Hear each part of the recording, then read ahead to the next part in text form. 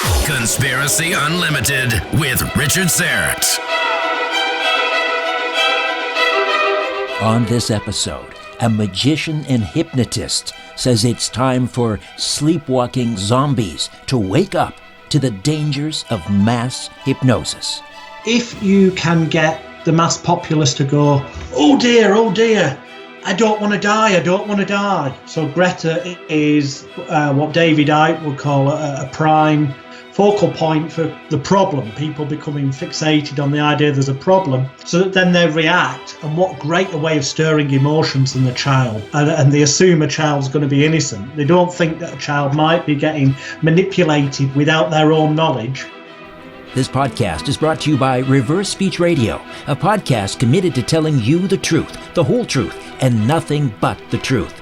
Using the exact same technology as the CIA. They know because they trained them. Join hosts Christian DeCadieux and David John Oates every week and hear never-before-heard reversals, revealing the hidden truth. Catch politicians lying, climb inside the head of serial killers, even hear EVPs played in reverse. Who's lying? Who's telling the truth? All will be revealed on Reverse Speech Radio. New episodes drop every Thursday. Find out more at reversespeech.ca. Listen and subscribe at reversespeechradio.libsyn.com. Conspiracy Unlimited with Richard Syrett. Pursuing the truth wherever it leads. Exposing evil and corruption and the secret machinations of powerful elites. Revealing the high strangeness beneath the surface of our supposed reality. Coming to you from his studio beneath the stairs, here's Richard Syrett.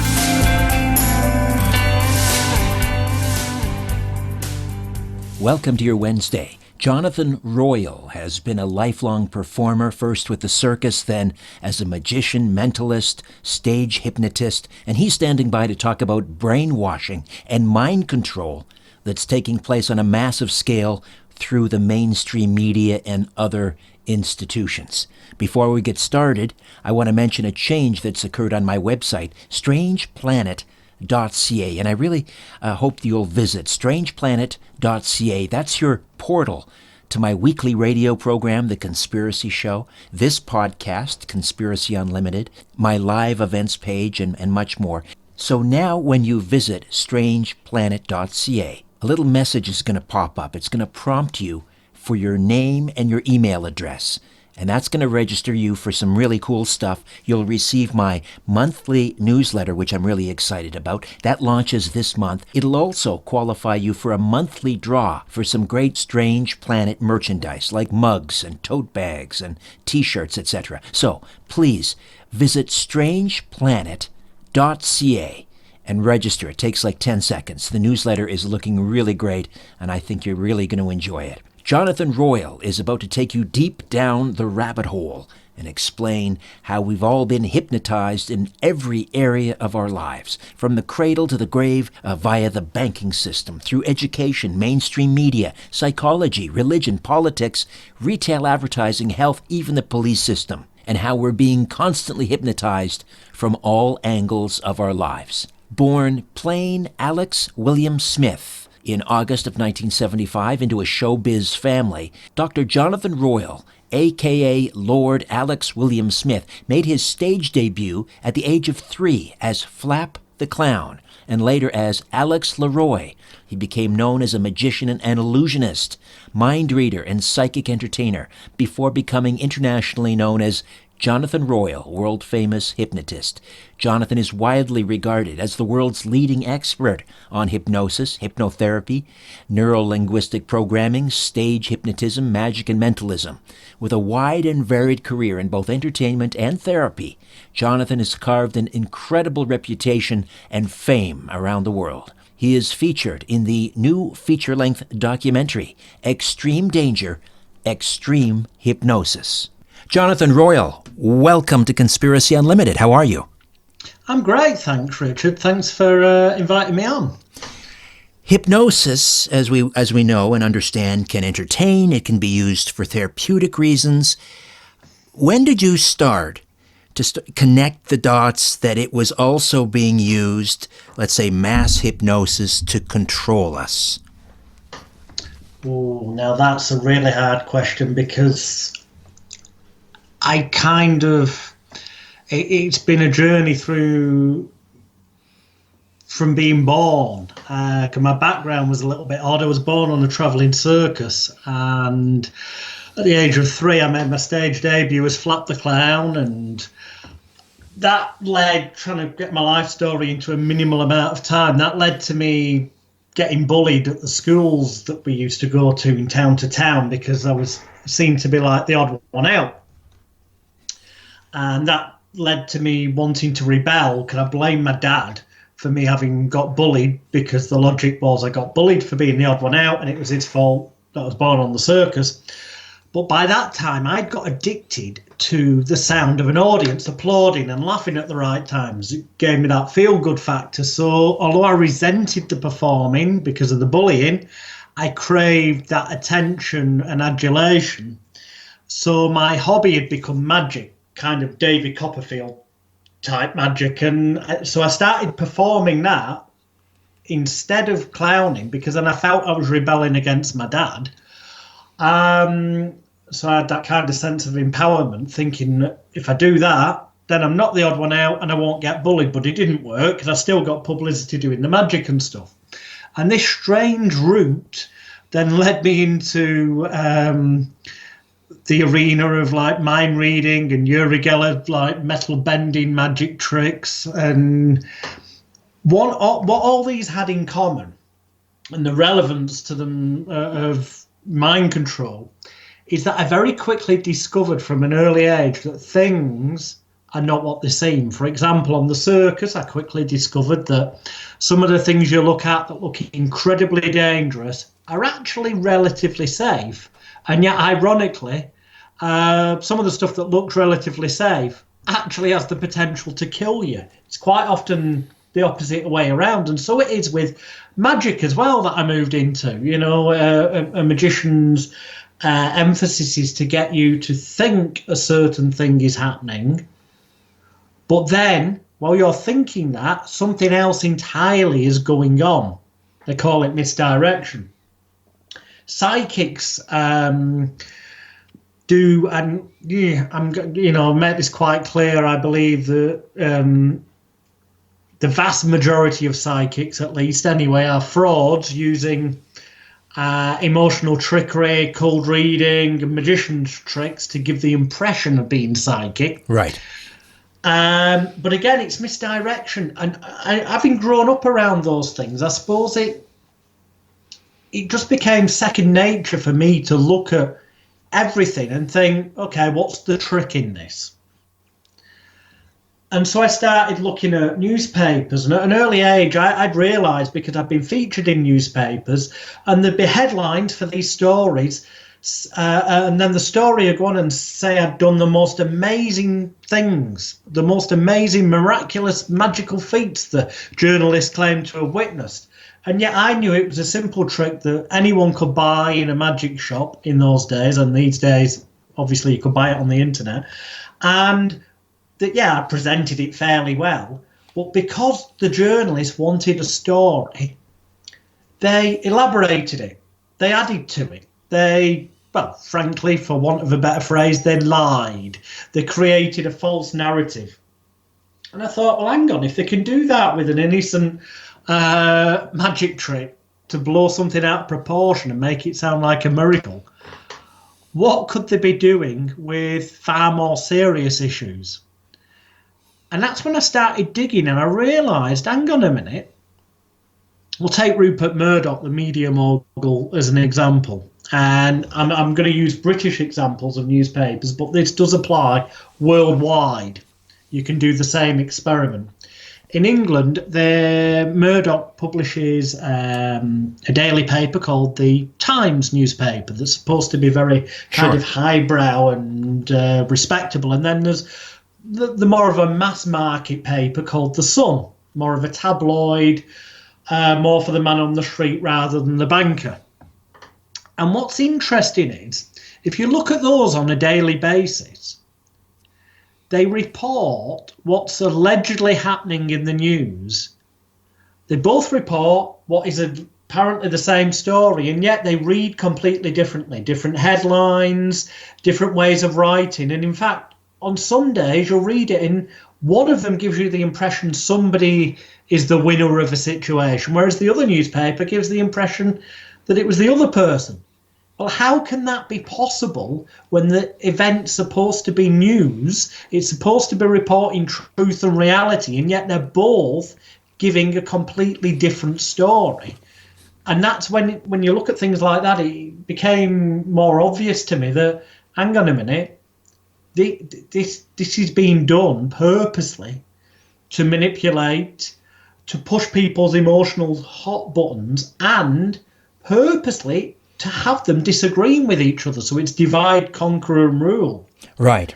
There's an example here as well. CNN, they have a European service. So they have the version of, it's the same news, but they have one that's tailored for the North American market. And then they have that news, but it's repackaged and tailored for the European version of the broadcast, and very different takes on the same story. So it's sort of the same analogy. But you're talking about, misdirection, and this is fake news, if you will, is kind of a form of misdirection. But also something that you address in the documentary Extreme Danger, Extreme Hypnosis, is something called social turbulence. And you alluded to that, the idea of getting, this false dialectic, getting, the left to fight against the right and so forth. Talk to me a little bit more about social turbulence. Let's say as we're seeing it played out right now with people like Greta Thunberg and climate change. Yeah, I mean, Greta Thunberg, what can I say other than if ever there was such an obvious, convenient media distraction, because let's face it, it's not that many weeks ago that we're supposed to believe that a paedophile and child sex trafficker, Epstein, apparently took his own life. Although recent reports say he had multiple broken bones in his neck, if indeed that's true.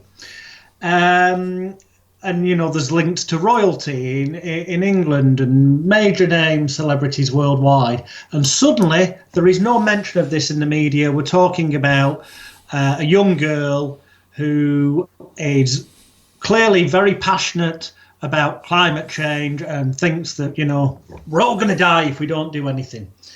And, the truth is, whilst it would be better if certain things were cleaned up, and undoubtedly there are things about this world that are wrecking the planet, there is also evidence out there for people who care to actually research and dig deep and not just take the media's word as gospel, that things are not as bad as the media would like to make out, and that there is an agenda to, people may have heard of Agenda 21 or Agenda 2030, the idea of depopulating the planet by multi-millions of people by 2030. And one of the easiest ways of doing that is to control the environment that people are living in.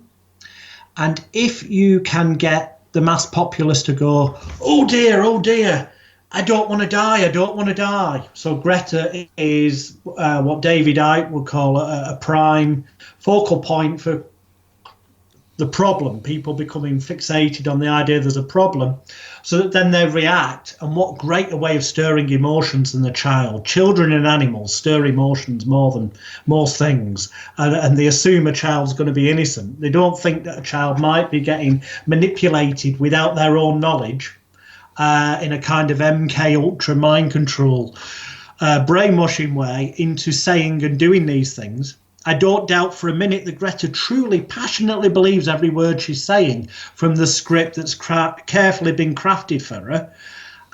But why has she ended up believing those things? Adults close to her, people who are funding campaigns that have an agenda, are involved in this. And frankly, I think that what they're doing is psychological child abuse. I agree. There are cases now, children harming themselves, in fact, tragically killing themselves because they feel it's just such a desperate situation, there's no way out. And this is mass trauma, which is another form of mass hypnosis, right? Mass trauma. Yeah.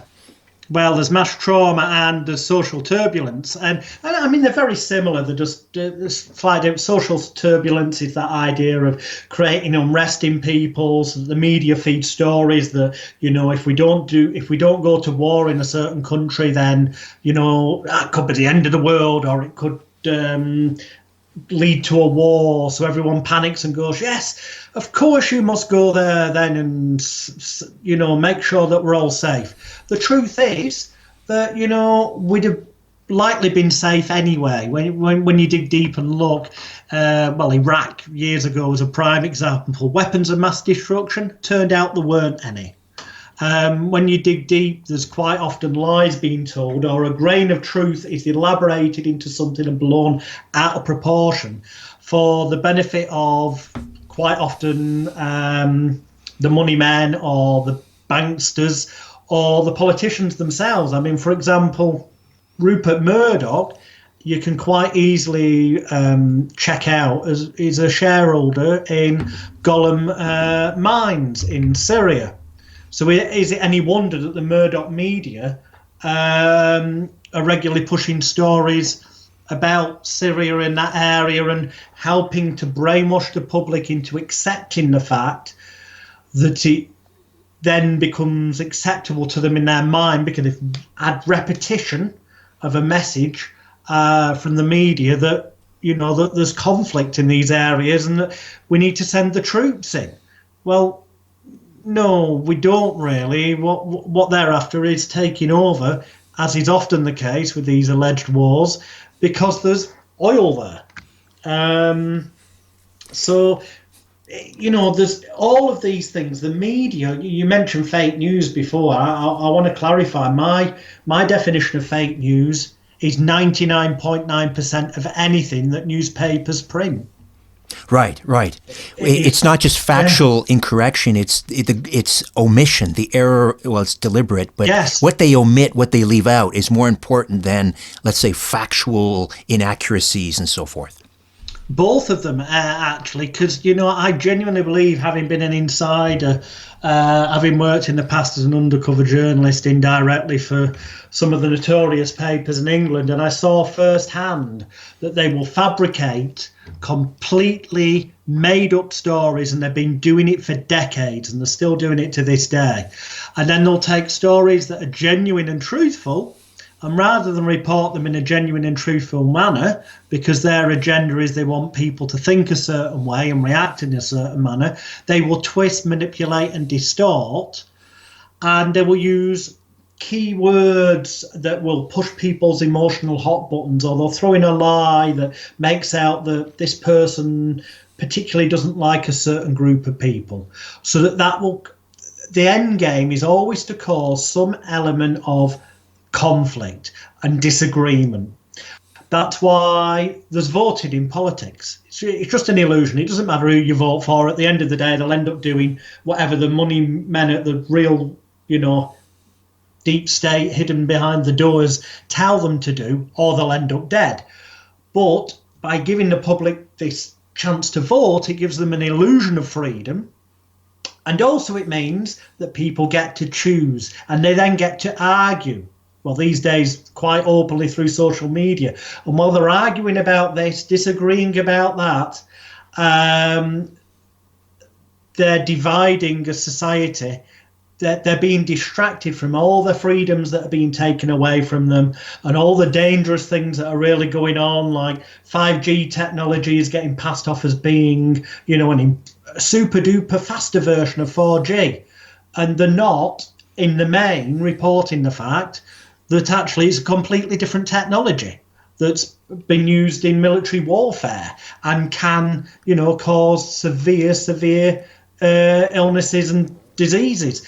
There's always a distraction. It's a misdirection, and it's by making people angry, emotional, upset, scared, fear is the perfect one. If they can make people feel fear, that kicks them into a state of like fight, flight. There's fight and flight people have heard of, but there's in the middle, there's freeze. Okay, so fight is fight the scary thing. Flight is run away from it, but through putting messages of fear through the media, it can put people into the mid state of freeze, where they go, "Look, I'm scared, but I can't do anything. I can't fight this big scary thing. But there again, I can't just run away because I've got to get on with life." And they get into this disorientated and confused state of mind, an unconscious level, and that arguably is very similar to being in a theta state, which is hypnosis. And when people are in that confused and disoriented state, which they're not even consciously aware of, because, they'll hear the news and then they'll see something again, and it just filters in and it goes into their unconscious mind. And consciously they're thinking about, getting to work or getting the kids to school on time. But this stuff seeps in and takes root and grows and makes people freeze, if you like, right, and fear, and just they get stuck rather than concentrating on achieving the best things they could for themselves in life, for their loved ones, for themselves, for their children, for their family, for their friends.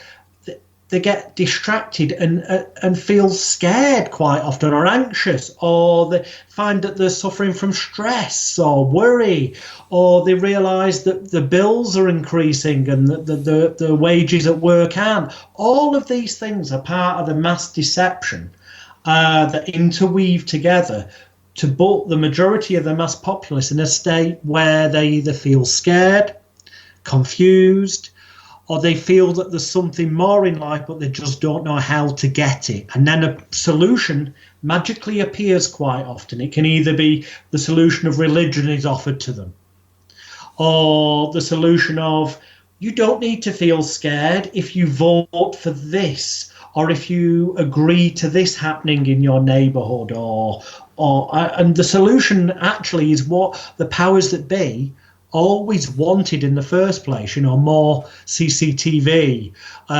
more people on the street with guns, which I know in America there's been armed police for years, but in England we're just starting to get that more and more and more and more. And how did they get the public to accept it? Well, they conveniently made in the media more and more stories of them just having managed to stop a terrorist attack. And oh dear, if they hadn't have stopped it, it could have, hurt so many people. And then people go, protect us. And they're given the solution of, well, we can do this then. Problem, reaction, solution, David Icke calls it. And it's happening more and more on a daily basis. Back to more of my conversation with the magical guru, a.k.a. Jonathan Royle, when Conspiracy Unlimited continues.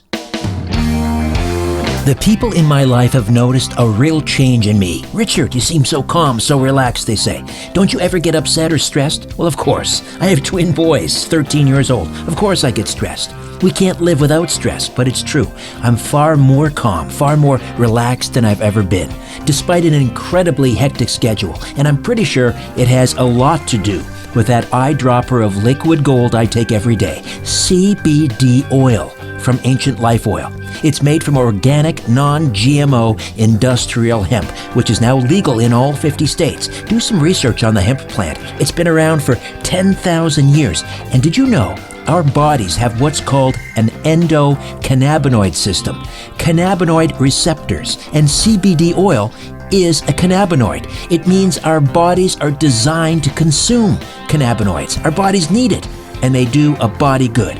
Don't worry, the CBD from Ancient Life Oil is non-psychoactive, which means you don't catch a buzz. You'll just feel good, reduced stress, calm, focused. If you have stress and anxiety, get your CBD oil from Ancient Life Oil. It's big relief in a little bottle. CBD oil from ancientlifeoil.com.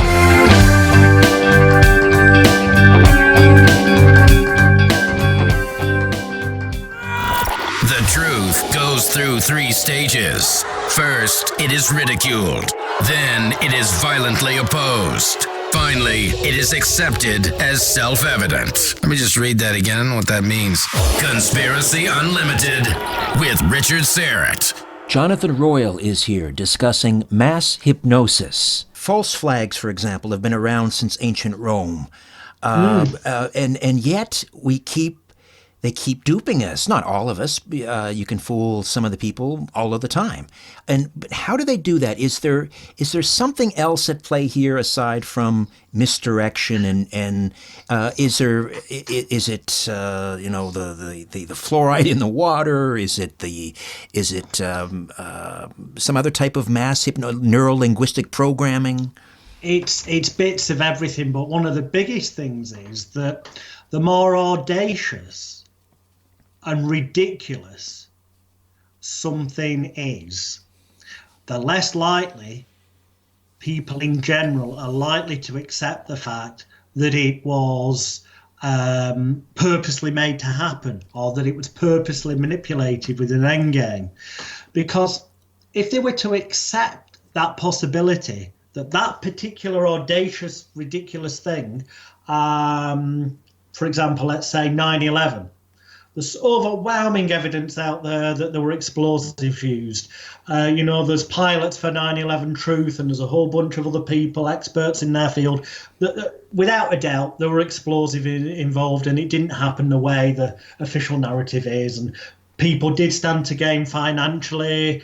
People got massive amounts of insurance payouts. Fortunately, the insurance company that had taken on those policies was sold on to another company just at the last minute, so that the person wasn't out of pocket who'd taken on the policies. There's so many unanswered questions. But the thing is, for a lot of people, the idea of accepting the idea that governments or the deep state, Illuminati, call them what you will, the powers that be, that truly control the world, would allow, in that case, thousands of people on the day to die, innocent people, sounds so ridiculous to some people, or so painful, the idea that it's possible, because if they accepted that possibility, they'd have to accept the possibility that maybe other things were purposely allowed to happen. And that then kicks in a thing called cognitive dissonance, because I believe that deep down, more people actually do have that feeling that something's not right inside. More and more people are starting to have that sense of something's not right about this, about many things that get reported in the media, about many alleged war conflicts that apparently are done with innocent intent, but people have this gut feeling now something's not right. But the thing that stops them digging a bit deeper and finding the evidence to confirm that their gut feeling is indeed right, that there's a bigger picture, is that part of the brain that goes, yeah, but if I start digging and if I get confirmation that my gut feeling's right, then I'd also have to examine all the times I've been fooled in the past, or all the times in the past I felt something wasn't quite right but I ignored it. And that, as human beings, human nature, makes people feel scared in itself, the idea that they could have been fooled or they could have ignored something. And it brings in that thought of, then they might end up, if they did face up to that, they might have to, within themselves, deal with some sense of self-blame or self-shame or self-guilt or self-regret for not having woken up sooner. And so it becomes easier just to close that door again and ignore it and carry on as if nothing ever happened. Right. It's like peeling an onion, and all of a sudden there's no center to the onion. There's no there. So it's like a total dissolution of your reality, and maybe Yes. an invalidation of your entire existence. Yeah, and that's a really scary idea. And, and it's really unfortunate, because the truth is, if you take your gut feeling and you feel something's not quite right, and you start to dig, and rather than believing what the mass media say, don't just, and I'm not saying take my word for it, I'm not saying take alternative news sources' word for it, I'm saying get opinions and facts from several different sources, look at them, the ones that contradict each other, and then, using logic, common sense, based on the evidence you've seen, what does your gut feeling tell you then? Go with what your gut feels. You may not always be right, but one thing's for sure, if it feels right for you when you've actually done independent research from multiple sources, then at least you'll never encounter a point in life when you end up potentially feeling a sense of self-blame, shame, guilt, or regret, because at least you looked at things as best you could and went with what truly felt right for you, rather than what other people wanted you to think was right because of the emotional hot buttons they were pushing and because of the division they were causing on social media. I mean, for Christ's sake, they use computerized bots to do it in the main, but I also believe sometimes that there's people on payrolls to cause, from sock puppet fake accounts, to cause arguments on social media. So it keeps people occupied and divided, and in that angered, emotional, disorientated and confused state, which automatically makes them more suggestible to being distracted from what's going on around them. There's a scene in the documentary Extreme Danger, Extreme Hypnosis. You're in this little back street in London, standing in front of the Tavistock Institute and the British Psychological Society. What is, for those not familiar with the Tavistock Institute, just to tell us a little bit about its role in all of this. Oh, it's hilarious and terrifying at the same time. Innocently now it calls itself the Tavistock Institute of Human Relations, and apparently it's there to look into ways of marketing things better, or ways of using public relations in politics better. And they might innocently go as far as calling it social engineering. In layman's terms, that's brainwashing, mind control. And it gets worse because they've got that respectable facade now, but it started off in England as the Tavistock Hospital, which was linked in with MK Ultra, the mind control experiments that were done in America with, the CIA knew about them shortly after the war, when they smuggled Joseph Mengele, who was guilty of a lot of the atrocities in Germany. He was smuggled over, and he was one of the people involved in MK Ultra, along with a hypnotist called George Estabrooks and various other people. And they looked into the use of drugs to mind control people, the use of hypnosis, and the use of trauma, both physical trauma and psychological trauma. And then they looked at a combination of all of them. So the modern day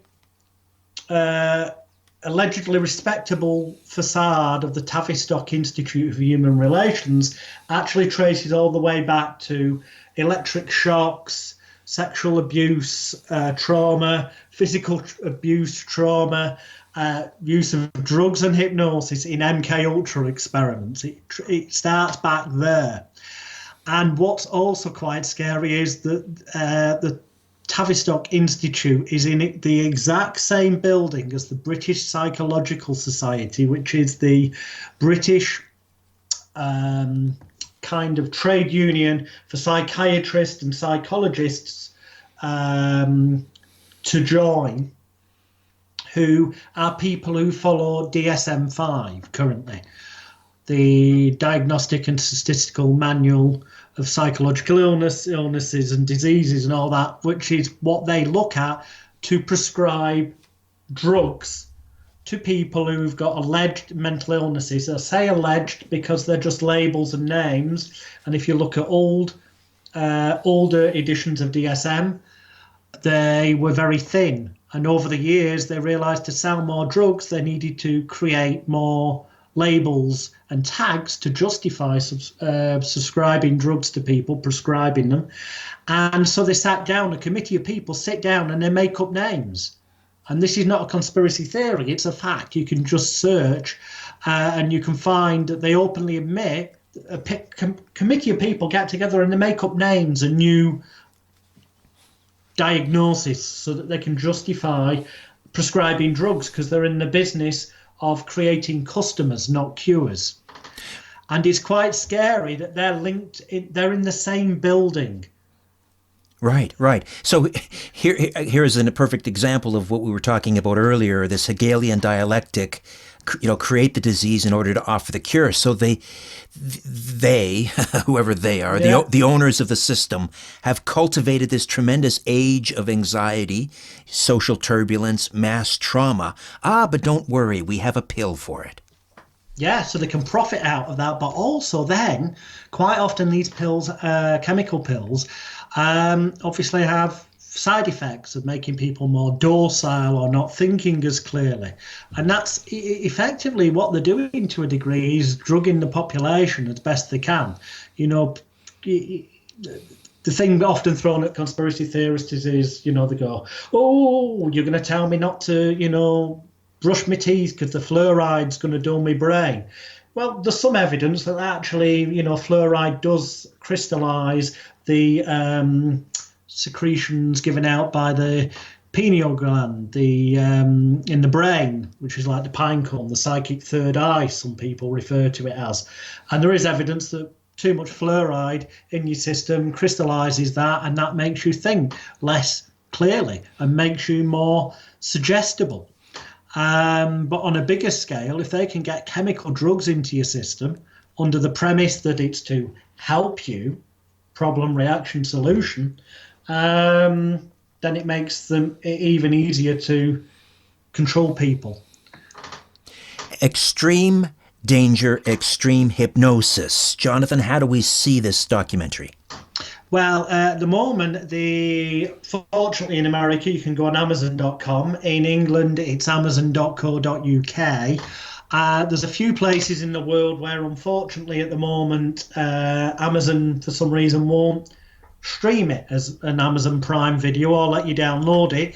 But in the next couple of weeks, it will be released on other platforms. So if people take a look at my website, magicalguru.com, they'll see the poster for the documentary. If you click on there, it'll tell you where you can get the documentary. And it'll be updated regularly as and when more platforms are available, as it were. And again, it's Extreme Danger, Extreme Hypnosis, and you can go to magicalguru.com for more information. Jonathan, thanks so much for this. I appreciate it. Thank you very much indeed. Okay, before I dim the lights in my little studio beneath the stairs, I'll be back in a flash to fill you in on what's on tap for Friday's edition. If you're a fan of this podcast, or my weekly radio program, The Conspiracy Show, or my YouTube channel, Strange Planet, I hope you'll consider becoming an official donor. A donation of $50 a month places you in the Star Chamber. $20 a month is the Whistleblower tier, and a donation of just $10 per month makes you a truth seeker. Star Chamber and Whistleblower members can participate in an exclusive monthly online chat or video conference with me, and all donors are entered into a monthly draw for Strange Planet merchandise. Any monthly amount is welcome and greatly appreciated. To become an official donor, go to patreon.com/Strange Planet. Patreon.com/Strange Planet.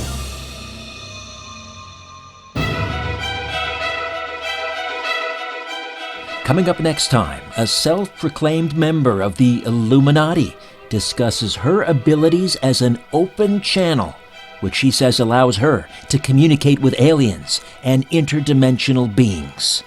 A new matrix has recently begun within the last year, and this is information that we're receiving from alien forces. So through that shift, the attention has shifted from suppressing the knowledge of how to ascend into a higher heavenly realm, being the consciousness awareness of the Illuminati, into hiding people responsible for human trafficking. Until then, I'm Richard Syrett. So long for now. A new Conspiracy Unlimited with Richard Syrett drops every Monday, Wednesday, and Friday at conspiracyunlimitedpodcast.com. Blow your mind. That is all for now. Oh, and remember to share and give a 5-star review, because we have huge egos and need love. We're like cats. We need We need constant petting,